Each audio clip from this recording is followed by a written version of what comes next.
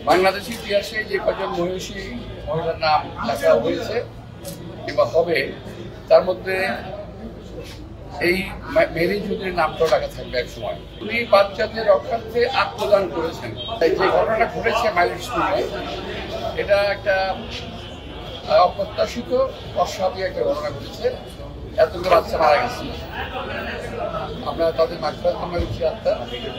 আর বিশেষ করে মেরি চৌধুরী আমার ডান দিকে একটা বড় ছিল মাহি, আর ওনার হাজবেন্ড মনসুর সাহেব, আর ছোট ছোট আছে, ওর ভাইও আছে। তো আমার সে বলার কোনো ভাষাও একটা নাই। আমি বহুদিন যেমন আমি তাকে দুর্বল করছিলাম, কিন্তু শারীরিক অসুস্থতা এবং অসুবিধার কারণে আসতে পারি নাই।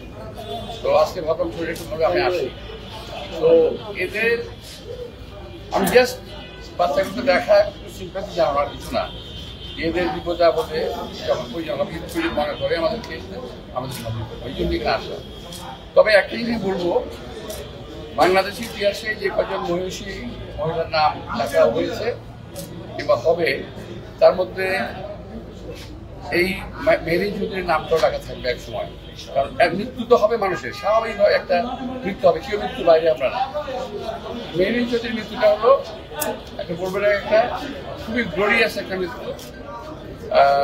একটা এটা বলা যেতে পারে আত্মদান। উনি বাচ্চাদের রক্ষার্থে আত্মদান করেছেন। উনি নিজেকে তুলে দিয়েছেন, নিজেকে আত্মাহুতি দিয়েছেন, নিজেকে দান করে দিয়েছেন বাচ্চাদের রক্ষার্থে। আমি তার প্রতি অমন্ত চিত্তে আমি মনে এবং মাথায় আমি তাকে শ্রদ্ধা জানাই। আমি মনে করি বাংলাদেশের ঘরে ঘরে মেয়ের যদি কোনো অনুকরণ করে বাংলা মেয়েরা এই ধরনের ভাবে এইভাবেই আরো উঠে আসবে।